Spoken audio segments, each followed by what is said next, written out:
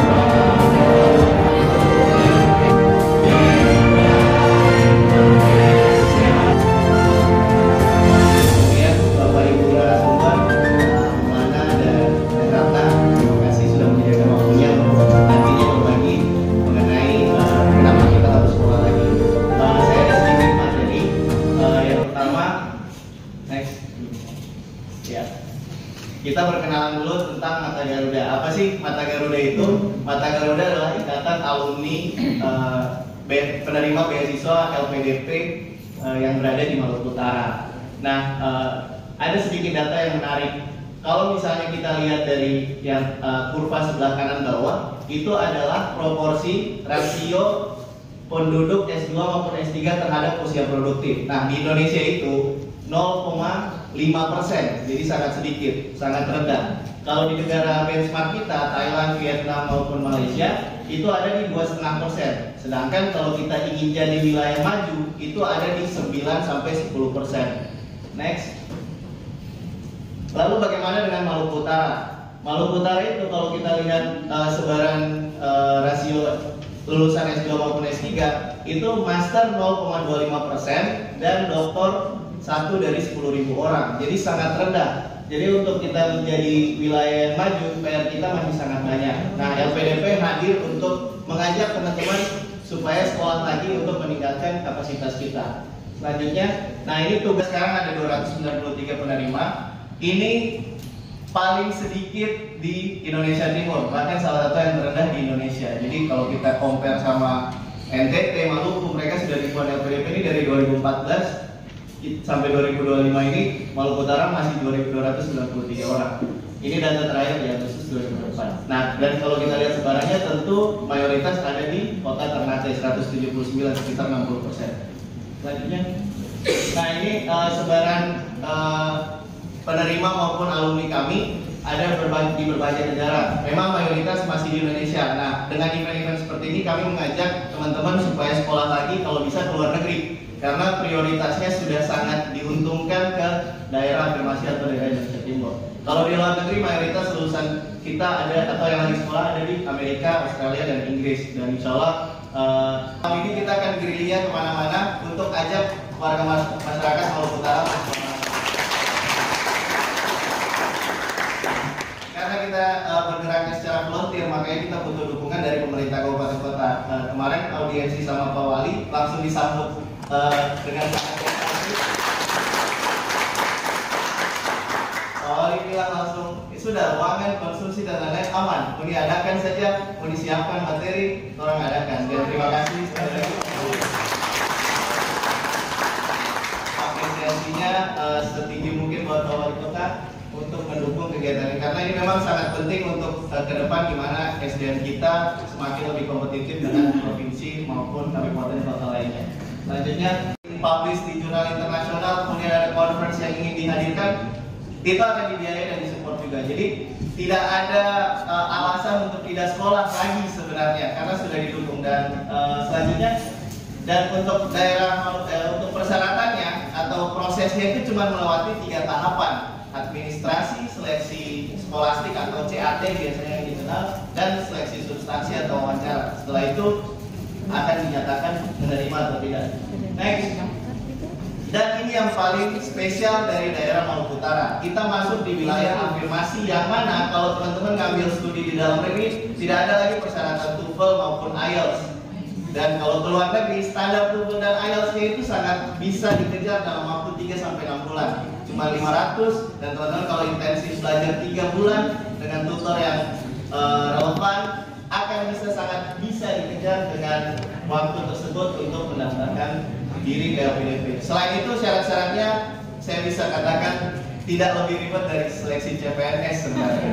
Jadi teman-teman punya kesempatan dan jalur kita sering bilang kita punya karpet merah, tapi karpet merah ini orang Maluku Utara jarang injak ini. Padahal ini jalurnya sudah ada gitu.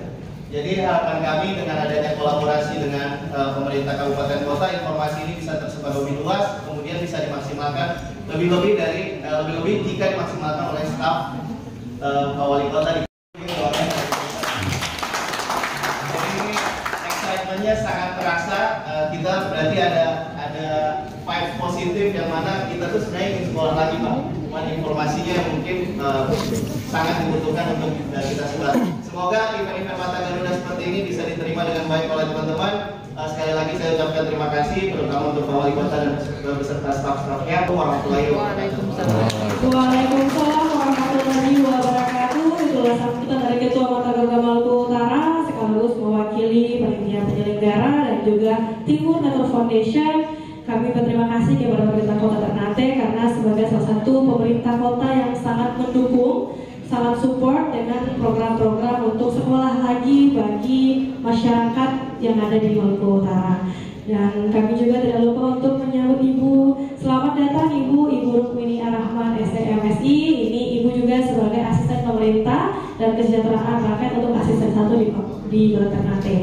Jadi pertama kita mendengarkan sambutan dari Bapak Wali Kota Ternate dan sekaligus membuka acara pembukaan Closing Talk Show ini. Pada Bapak disilakan. Assalamualaikum warahmatullahi wabarakatuh. Selamat pagi, salam sejahtera untuk kita semua. Yang saya hormati Pemerintahan dan Kesejahteraan atau asisten 1 Sentra Ternate. Beristimewa hadir juga para narasumber Pak Maulana Ibrahim PhD, Ibu Ratna. Ini jadi apa? Jadi contoh lah ya, pengalaman. Yang saya hormati tentunya para hadirin dari sekalian yang hari ini hadir bersama. Yang saya banggakan. Pertama-tama tentunya saya mengajak kita semua memanjatkan puji dan syukur kehadirat Tuhan Yang Maha Kuasa. Pagi hari ini kita hadir bersama-sama pada acara sosialisasi beasiswa Lembaga Pengelola Dana Pendidikan atau LPDP yang nanti tahun 2025 ya.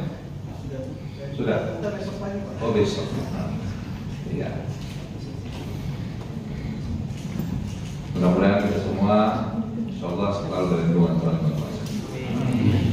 Hadirin sekalian yang saya hormati,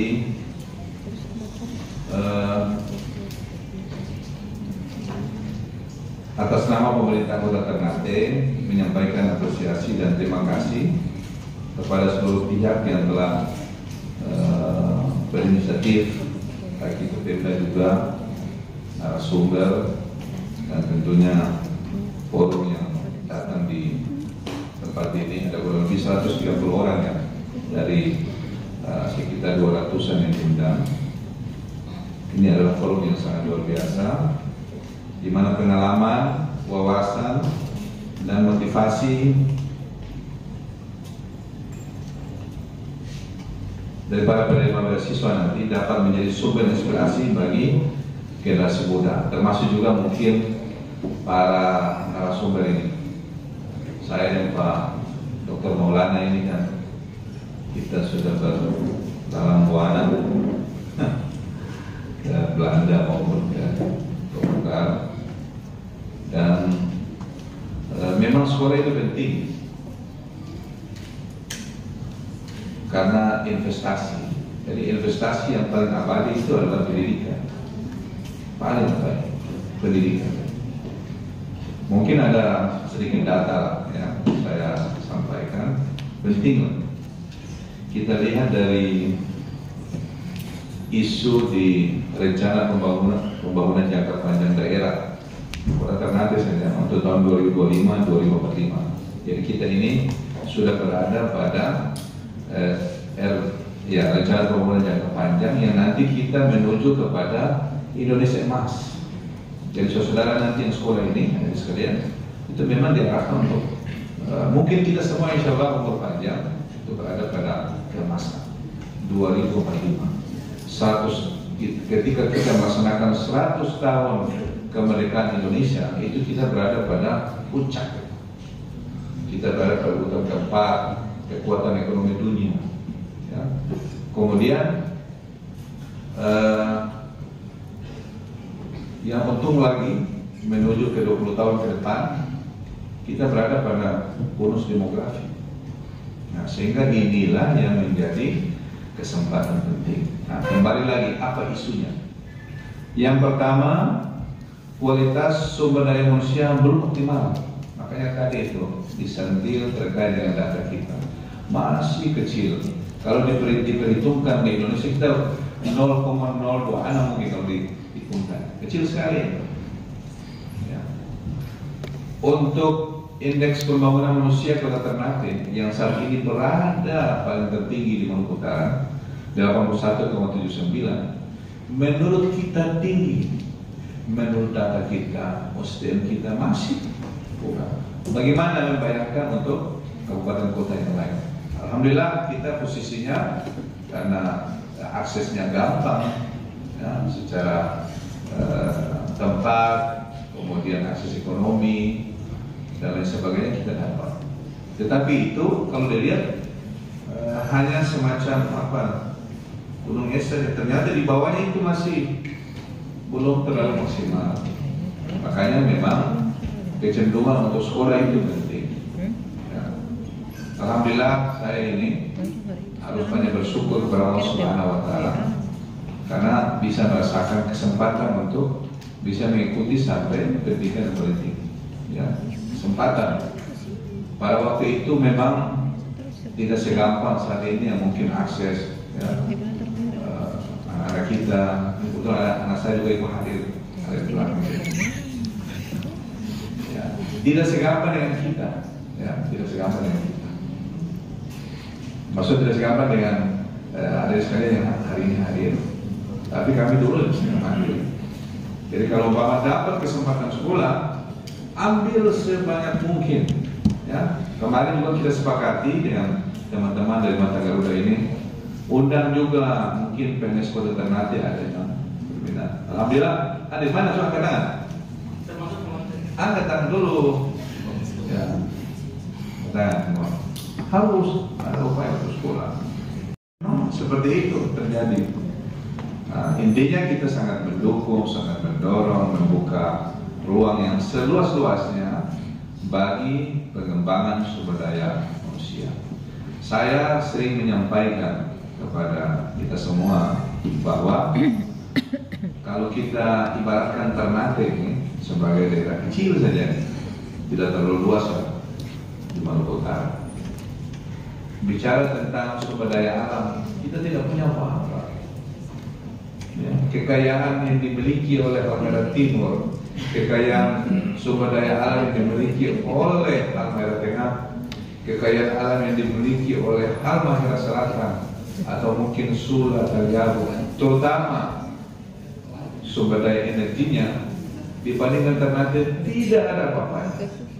Makanya konsep pembangunan ke depan kita di Kota Ternate diarahkan pada pengembangan sumber daya manusia. Itu yang paling penting.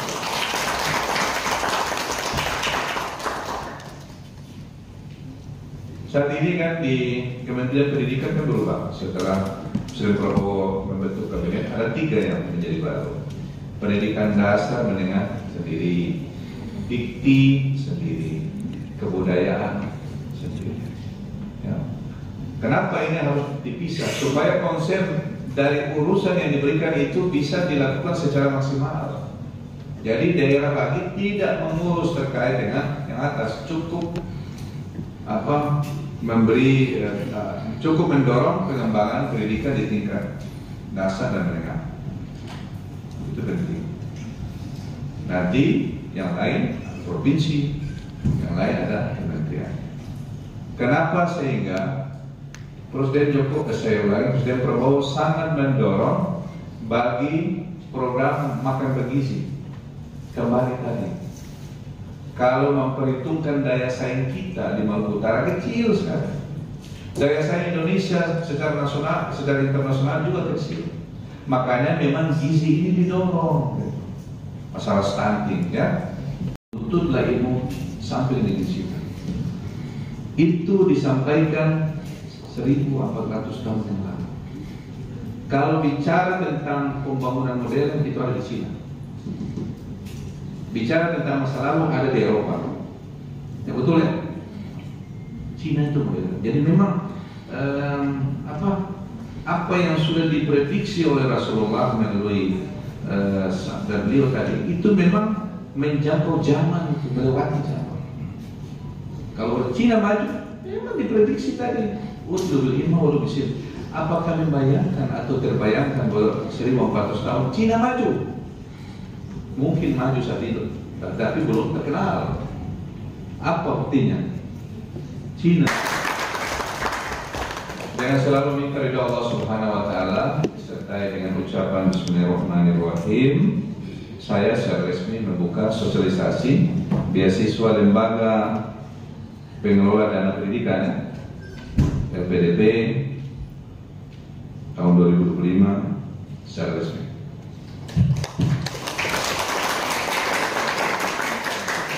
Terima kasih. Allah Ustaz. Assalamualaikum warahmatullahi wabarakatuh. Subhanallah. Waalaikumsalam warahmatullahi wabarakatuh. Itulah tadi sambutan dan juga pesan-pesan dari Bapak Wali Kota Ternate. Semoga teman-teman semua yang ada pada hari ini bisa mendapatkan manfaat dan juga bisa menerima materi dan ilmu dengan baik dan luar biasa. Selanjutnya kami mengundang Bapak Wali Kota Ternate untuk mengambil tempat di depan karena kita akan ada agenda penyerahan cenderamata dan mungkin akan didampingi oleh Ibu Asisten 1 untuk mengambil tempat di depan. Kami juga mengundang Ketua Kota Gabra Maluku Utara dan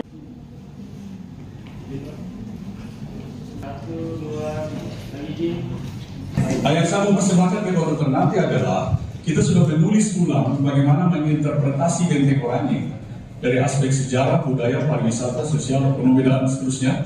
Ada angka-angka, ada tabel, ada ekonomi. Izin kembali. Ini buku disunting langsung oleh Ketua kami di Universitas Hairun, Kantor Urusan Internasional Pulau Sulita 5/2007. Jadi jangan membayangkan ilmu itu di kadaluar saya menulis tesis 2005-2007, di buku baru keluar kemarin 2023-2024. Lalu sampai 100.000 bisa beli dan baca buku ini secara online, apalagi di toko keranjang orange, biru, kuning dan lain langsung sampai di rumah 2 hari. Ini versi eksklusif saya persembahkan kepada Kota Ternate.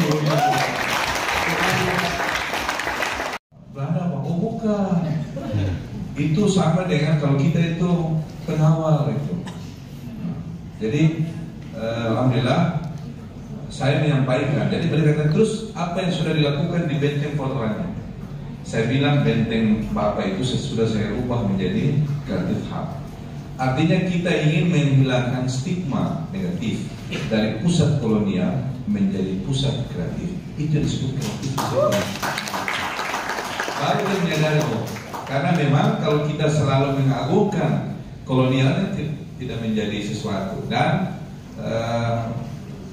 kita alhamdulillah saat ini lagi memperkuat city branding Ternate Kota Rempah, maka storytelling dari apa saja yang kebetulan ada terkait dengan sejarah Ternate, sejarah masa lalu itu nanti kita wujudkan untuk kepentingan ekonomi dan depan. Jadi itu salah satu dari upaya kita untuk bagaimana mendorong yang tadi saya bilang Ternate kurang apa sebenarnya itu kreatifnya di situ.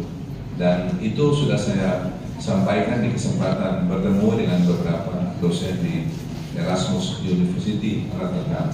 Ini kebetulan ada pendamping saya, ini juga mentor. Mentor sampai kita ke Portugal ya, ketemu dengan salah satu dari turunan ke-14 Francisco Stirao ya. Nah, saya ketemu 500 tahun kemudian saya bertemu mewakili warga Ternate 500 tahun yang ketemu, saya ketemu di tahun 2023. Jadi itu menjadi menjadi sejarah tersendiri dan satu hal orang ini semua harus bangga. Ternyata sultan-sultan dulu itu pintar luar biasa. Kalau baca ada orang di surat itu orang menangis semua. Apa menangisnya? Saya ada baca 2 surat ya, sempat. Surat pertama itu kepalanya kan Al-Fatihah. Surat yang kedua di tahun 1522 itu kepalanya itu Ya Aziz Ya Ghafar gitu. Saya kebetulan tahu baca itu. Tetapi bukan persoalan isi suratnya, tapi bagaimana seorang sultan Ternate menulis surat ke Mama Raja Portugal Portugis itu menandakan bahwa ada kesetaraan atau equality antara Sultan Ternate dengan Raja Portugis. Jadi selama ini seakan-akan orang Eropa itu tidak. Kalau dibaca dari surat itu ternyata equality sama. Jadi memang luar biasa. Hebatnya apa? Cara berpikir orang yang dulu 500 tahun yang lalu itu ternyata modern juga. Hebatnya. Jadi mesti bangga lah apa yang telah dilakukan oleh para kaum pendahulu. Saya kira itu mungkin. Itu mbak cerita santai. Saya tak terlalu formal soalnya. Saya ini sampai santai gitu. Nah, teman-teman, perkenalkan saya bernama Raffi Ansyah. Saya ini Anes Mansa, tahu sih teman-teman. Cuman selama 7 tahun terakhir saya kerja di Jakarta. Karir bekerja di Jakarta. Saya kerja tuh di Kementerian Pariwisata dan Ekonomi Kreatif sebagai asisten deputi bidang pemasaran. Jadi saya masuk dalam tim yang menyusun bahan pasar Sandiaga Uno selama kunjungan ke beberapa tempat di Indonesia. Jadi ada foto pada kalian. Teman-teman bawa HP? Ada Instagram? Ada. Boleh follow tuh Sadiki. Setongnya juga konten kreator sana. Ada baru mulai. Adik-adik buka HP, boleh kasih story. Nanti abis ini sambil lihat HP sudah, sambil lihat HP sekarang. Buka ini tong numpang followers 170 lumayan. Nah ini tong dia Rafliansyah.sipalinghari Meister. Buka di Instagram. Nanti teman-teman yang pasang di story pas kita lagi ini tag di ini kita akan kasih hadiah. Pasang story tapi yang follow. Ini kita berfoto dan ini pada saat kita isi materi di Unpad, kita isi materi di Papua, dan ini sekarang kita kasih materi untuk teman-teman semua hasil riset. Next, pertanyaan paling besar dan ini kita mau perhatian, kita jamin 10 menit ini 10 menit yang soalnya kita bawa ini ke Papua, kita bawa materi ini ke Jawa, di Pulau semua 10 menit saja ini. Jadi teman-teman bisa bawa pulang. Apa rahasia dari SDM yang berkualitas? Apa yang bikin kita ini bisa dapat pakai di Jakarta, dapat pakai di Menteri, dapat pakai di berbagai universitas, dapat bangunan di berbagai universitas, sebenarnya itu apa? Next, dia rahasia itu 3C. Kita kasih gampang 3C. 3C ini apa? Edukasi, kompetensi, relasi. Mari kita baca cerita satu-satu. Pertama, edukasi. Kenapa edukasi paling pertama? Kenapa harus sekolah? Di Jakarta, di kota-kota besar, orang tuh semua cari orang yang sekolah. S1 iyo, tapi kalau bisa S2 di Timur, tong semua sama Baswara, jauh boleh, tertinggal jangan. Siap? Mau dicoba pertama kali ya? Mau dicoba sama-sama langsung ke Baswara. Kalau kita bilang dari situ langsung bilang, jauh boleh, tertinggal jangan. Tong latihan tuh? Oke, sekali percobaan pertama ya. 3, 2, 1. Indonesia Timur. Jauh boleh, tertinggal jangan. Satu kali lagi, baik? Oke, satu kali lagi, mencoba ya. Indonesia Timur. Jauh boleh, tertinggal jangan. Sekian, nanti tong Baswara setelah acara mau dapat. Terima kasih teman-teman. Terima kasih. Biasanya Boleh di viewers. Oh, siap. Jadi toh sampai nanti tadi saya agak kaku di awal nih. Jadi acara ini formal sekali. Jadi mudah-mudahan itu bisa jadi lebih santai dengan durasi waktu yang ada. Izin saya perlu perkenalan karena tadi sudah diperkenalkan oleh moderator. Betul tadi ada tanya seorang langsung menuliskan.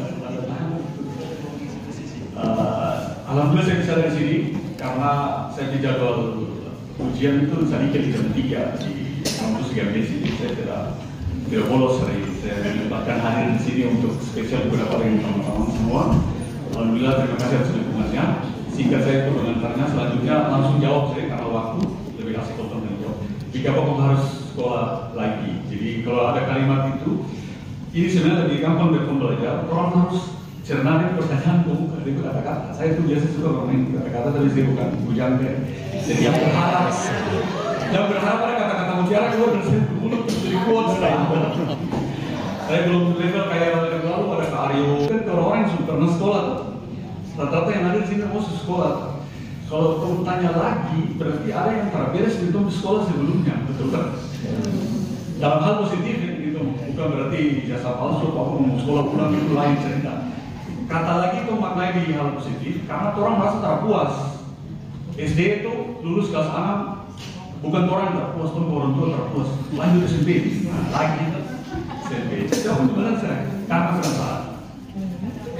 Karena penasaran, itu bukan jadi bos juga boleh, tapi tak boleh. Jika kamu penasaran, penasaran itu diterjemahkan beda-beda. Ada orang yang penasaran di begini, itu susah, karena aku cuma begini, dia penasaran. Kalau jadi magister, tidak bisa dapat apa gitu, tapi penasaran. Yesus dia penasaran gaji bisa naik, atau itu kita magister. Atau kalau ASN kalau penasaran, kalau kita magister penyesuaian ijazah fungsional atau sekarang rata-rata semua fungsional kan, fungsional naik tunjangan jadi berapa, kan penasaran itu. Jadi tak apa-apa, mau penasaran ekonomi kamu kan juga boleh sekolah. Jadi sekolah itu salah satu jawaban karena kamu ada di negara yang tersistem itu nama sekolah. Memang kalau kata sekolah konotasinya selalu formal, padahal banyak yang sekolah informal. Nanti saya mau seri di pertanyaan-pertanyaan berikut. Karena ketika saya lanjut sekolah kadang-kadang penasaran. Saya penasaran, jika aku benting-benting dulu tahu tinggi. Nah, waktu itu tuh tak viral. Karena waktu saya bercerita di Rotterdam 2013, ada direktur museum dan purbakala dia dulu di muka. Kalau dia kayak tersinggung gitu, masa benting kayak begitu. Saya tiba ceritanya sudah panggil makan. Tom bikin museum satu di dalam semuanya. Secepat itu tadi kakak Timur Network bercerita, relasi dia terjadi ketika orang sekolah. Jadi langsung diminta proposal dan seterusnya. Bukan berarti tong yang masuk proyek itu karena atau terbukti di situ. Tolong jadi membuka jalan saja. Lain museum terbang itu stimulus langsung dan APBN untuk bangun museum. Sampai sana satu orang itu bertanggung lagi untuk berbeda di Jepang. Jadi dia dapat double. Ini itu coba saya sama orang sudah terus. Jadi kalau Bapak Ibu ASN, kalau lanjut S2 atau S3 di Jepang, saya yakin tinggal lagi begitu, cuma karena saya di Jepang dan Belanda jadi saya mau bisa gitu. Jadi anak pertama ditanggung, anak kedua ditanggung, anak ketiga ditanggung. Apalagi yang lahir di sana, istrinya itu dapat tunjangan hamil dan melahirkan selama 2 tahun. Jadi ada saya ketemu orang Makassar, dia nikah di ASN Pemkot Osaka. Terus saya tanya, jika Bapak mana yang lebih rajin minggu lebih istri ada cuti? Iya ada cuti. Dia mau melahirkan, cuti lama, 2 tahun bro. Jadi Indonesia waktu itu masih cuti. Ibu hamil cuti melahirkan berapa tahun? Saya suruh lihat saya pertama di ini Pemkot Osaka, orang Osaka ya. Susah itu bekerja magang, magang sampai tahun di luar magang di Jepang. Terus dapat jodoh orang sana, terus terpulang. Tapi dia tetap warga negara Indonesia dan dapat orang lokal dan menikah. Dia cerita di istri dapat cuti 2 tahun untuk persiapan melahirkan. Jadi diambil ketika usia kehamilan berapa minggu gitu. Dihitung dari situ sampai anak berumur 1 tahun setengah, 1 tahun 2 bulan bisa cuti dan tunjangan full, gaji full. Dan yang paling keren dari Jepang, bukan saya melebih-lebihkan tapi fakta. Itu berlaku bagi siapa saja yang tinggal di Jepang. Bukan khusus warga negara Jepang, tapi orang yang sekolah pun dong perlakukan sama bersih. Jadi tuh pertama datang di sekolah tuh sebelum tuh urusan di sekolah tuh urusan dengan oleh kota muka bikin KTP. Itu penting sekali. Jadi ketika tuh KTP nomor jaminan sosial muncul, asuransi itu sudah apa, ada kecelakaan segala macam, pensiun dana-dana yang pajak itu cuma isi setiap tahun apa di sih. Yang lapor setiap tahun nih. SKT tinggi. Soalnya yang tanggung nggak muka. Kadang-kadang orang takut tuh kayak gitu karena ditanggung dijaga gitu. Ide kayak sini ternyata orang satu Indonesia komunitas sendiri komunitas lebih apa nih? Insya Allah di Jepang aman terkendali karena negara yang jamin itu yang bikin publik. Di sana tuh negara hadir betul-betul karena mungkin warga masih sedikit. Kan jumlah dulu semakin terus sedikit orang dan dua tidak ada diskriminasi kurang ada anak. Saya di Hongkong kan. Jadi saya tahu masih Jepang. Bapak Ibu bisa bayangkan saya tidak ada orang bahasa Jepang untuk sekolah di Jepang harus pakai bahasa Jepang. Oh iya. Kan gampang. Memang gampang diucapkan, gampang juga dilakukan sekarang. Karena waktu itu sudah ada Japan Global 30. Ada 30 universitas di Jepang yang mengizinkan siswanya datang hanya modal TOEFL. TOEFL 500. TOEFL yang tadi itu 500 sudah turun deh. Kayaknya 500 itu angka cantik.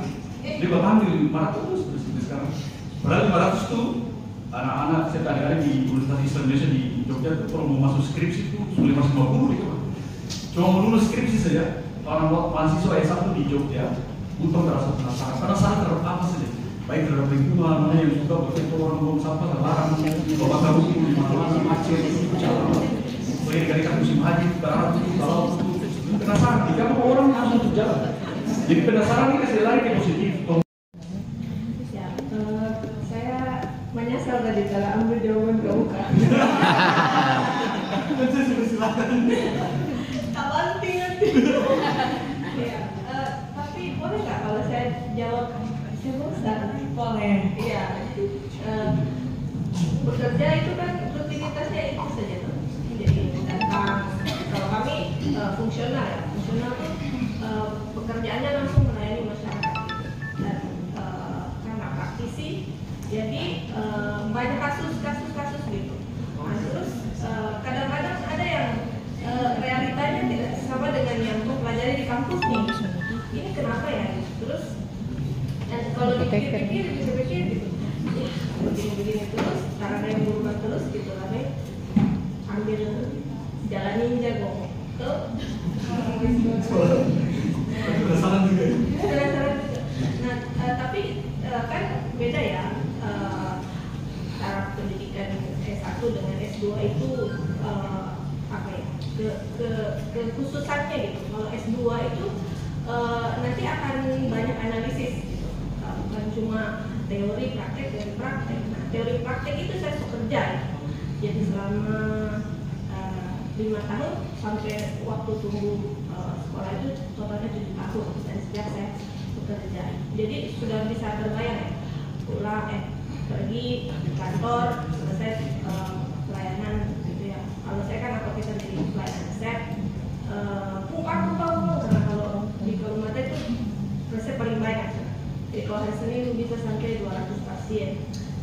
Jadi itu jam-jam 2 baru selesai, baru bisa makan siang atau gantian. Nah itu yang rutinitas itu terus Senin sampai Sabtu lagi. Terus dalam hati bagi terus ya. Begitu ya. Ada jenjang kesempatan naik pangkat ada gitu, tapi ya itu kayak ada motivasinya, saya bisa lebih kata-kata dari ini gitu. Itu bahasa kerennya ya, bahasa kerennya bukan. Jadi kalau Esal tadi penasaran ingin dijawab pembagi ini, yang ini lebih kayak gabut ya. Nah, jadi gabut nih, ini tiap hari nih tuh pagi-pagi saja nih. Nah, jadi daripada dia gabut, mendingan dia gabut yang berkualitas begitu ya. Jadi akhirnya gabutlah di Jepang.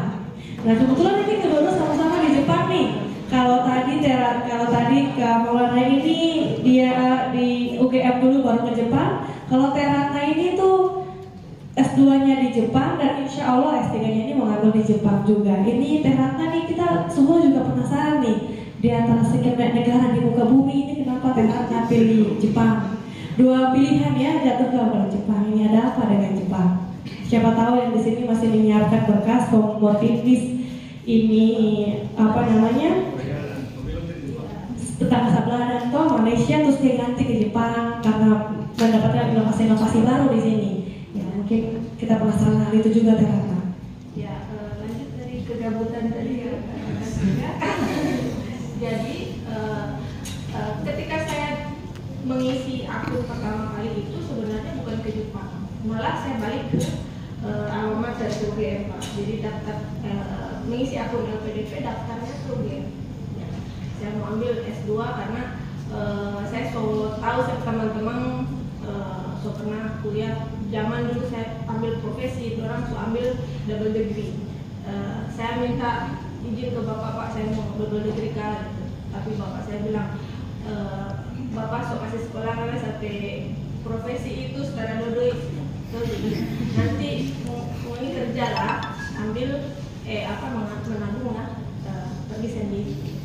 Nah, jadi saya pengen balik lagi ke UGM. Nah, terus pada saat itu ada kesempatan, waktu itu beasiswa afirmasi itu ada pertama kali buka beasiswa Indonesia Timur, yaitu program yang khusus untuk 5 provinsi ya, di Indonesia Timur, NTT, Maluku Utara, Papua, Papua Barat waktu itu.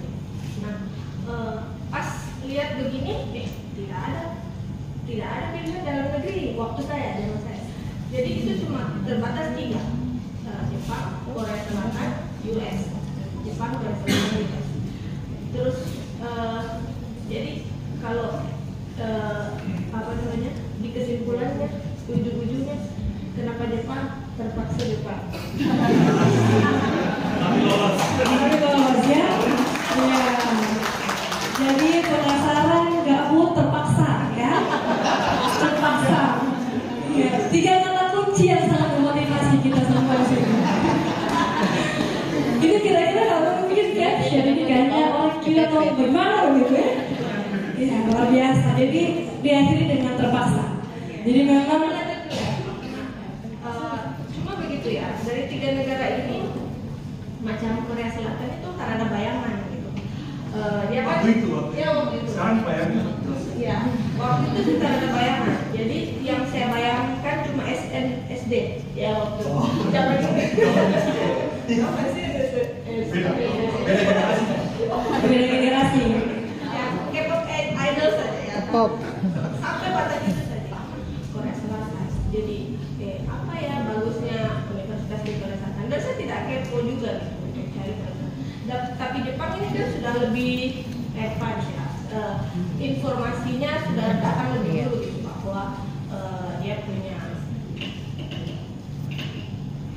punya sistem pendidikan yang rapi gitu. Nanti saya cerita pengalamannya rapinya itu seperti apa gitu.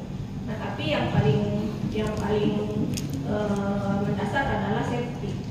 Ya, karena saya berangkat itu dengan hati was-was bahwa aduh ini nanti seorang ini ya kalau saya jujur karena saya muslim gitu ya, terus suami juga karena harus izin suami ya, terus suami itu kayak terlalu jauh kalau mau ke US kalau kamu nggak ada gambaran Korea Selatan.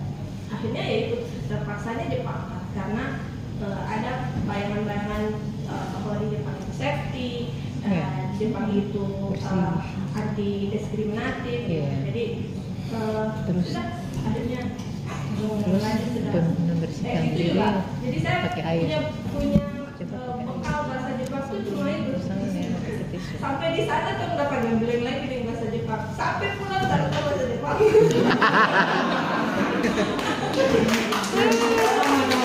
Yang penting masih lulus. Ya lulus. Ya intinya itu, untuk cari yang waktu kalau mau cari universitas itu kan ada di situ dulu tuh pilihannya Kyoto, Tokyo, ya, Nara, yang mentereng gitu. Nah tapi di situ ada persyaratan Nihongo levelnya 1-2. Iya. Jadi kalau ada JLPT ya tes kayak TOEFL kalau bahasa Inggris, kalau di Jepang itu JLPT. Jadi dari 1, 2, 3, 4, 5 pun saya tidak ikut gitu. Bagaimana mau masuk ke universitas? Akhirnya saya cari yang kelas internasional yang tidak mempersyaratkan JLPT. Ya, itu sih ceritanya. Ya, luar biasa ya. Jadi meskipun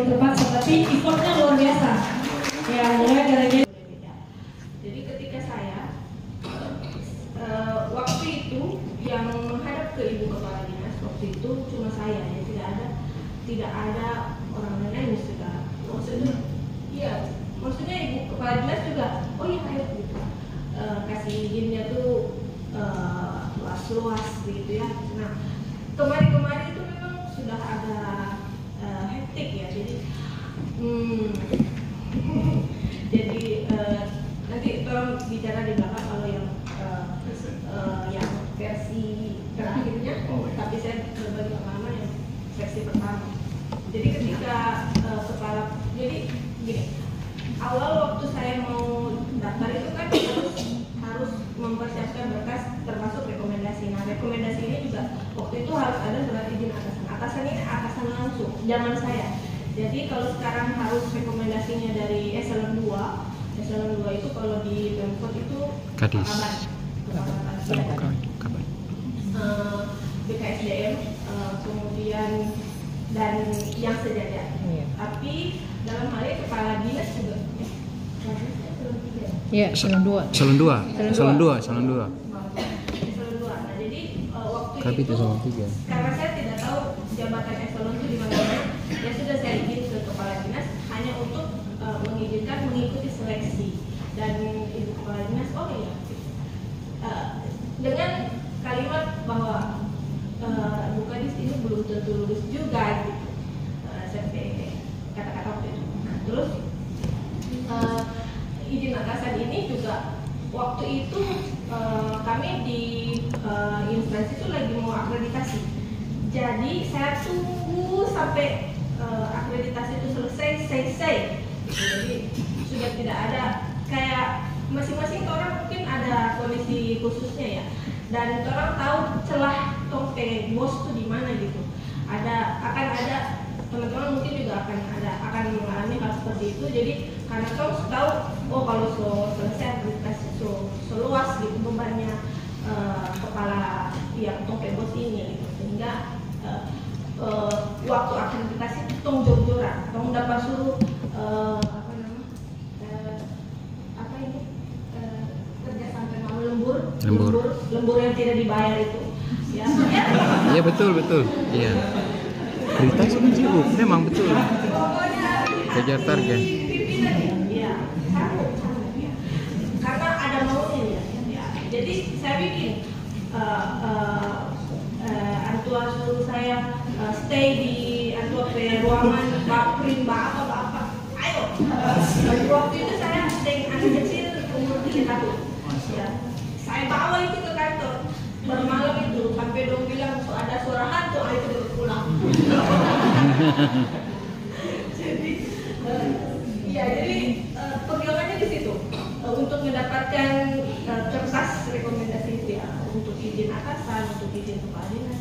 Nah setelah itu baru masuk lagi minta rekomendasi yang kalau zaman dulu sudah ada apa namanya ininya template-nya, kerangkanya. Kegiatan kayak begini nih. Makanya tadi kakak moderator heran-heran jika aku narasumber soal angkat kursi. Nah saya dulu waktu S2 kayak begitu. Jadi saya dulu waktu S2 tuh saya angkat kursi, kasih siap mic. Tapi saya lebih banyak jadi fotografer karena hobinya foto. Saya dosen kegiatan seminar di mana saya datang menawarkan diri jadi fotografer. Sebenarnya itu karena penasaran. Kan tak apa banyak. Terus kalau jadi fotografer acara begini, kan tuh dengar nih ada fotografer sih. Berarti sekarang beda seperti apa sih? Kalau zaman dulu kan fotografer standby. Udah bisa bayangkan tadi seminar mahal untuk internasional orang bayar berjuta-juta, saya datang gratis. Padahal seminar waktu itu tukang foto. Jadi karena penasaran lebih ilmu, saya melamar di kegiatan itu jadi fotografer acara. Dapat suruh foto, saya bayangkan di foto dalam ruangan, padahal dapat suruh foto spanduk di luar. Kan laporan tuh lewat, spanduk sudah tempel di mana, baru kota Jogja, bahasa itu sama penempatan dapat suruh foto spanduk. Siruar ini di luar bayangan tentang apa itu acara gratis. Di dalam acara-acara gratis seminar internasional itu, bagi saya gratis karena saya melamar di panitia. Di situ saya ketemu profesor-profesor hebat yang baca cerita di muka, joguru tadi itu. Terus tong kenalan itu biasa saja. Orang Indonesia punya kelebihan tuh. Ada yang bilang kekurangan, saya bilang kelebihan. Dorang malu bertanya di forum internasional kalau ada sisi tanya jawab. Tapi don cerewet sekali kalau di coffee break atau makan siang. Waktu saya di zaman. Untuk semacam untuk esai paragraf 1 tentang ini, yang kedua tentang ini, yang porsinya tentang ini. Jadi perubahan-perubahan itu tapi sambil mengerti gitu ya. Itu supaya lebih berfaedah. Karena hari ini H-1 besok dibuka pendaftaran. Label itu isi-isi memang, jadi berkas-berkas yang diperlukan itu label dipersiapkan sedini mungkin supaya ketika tutup tanggal pendaftaran itu masih bisa edit gitu. Kemudian itu yang akan menunjukkan review ya, nilai diri gitu. Meskipun mungkin kembali itu tidak ada jabatannya, tapi orang di mata sampai keluarga atau di mata sampai anak gitu, itu sudah ada kualitas yang lebih naik yang tentu saja orang akan tularkan kepada sampai generasi yang akan datang. Kalau dari pengalaman saya begitu ya. Terima kasih. Sekian saya. Saya dapat tugas tambahan di kantor urusan internasional KUI. Biasa kalau kuliah di UGM, ITB, ITS itu tahu KUI. Di Unair juga punya kantor urusan internasional. Kita memfasilitasi workshop kerjasama dengan lintas negara yang sudah pernah ada MOU.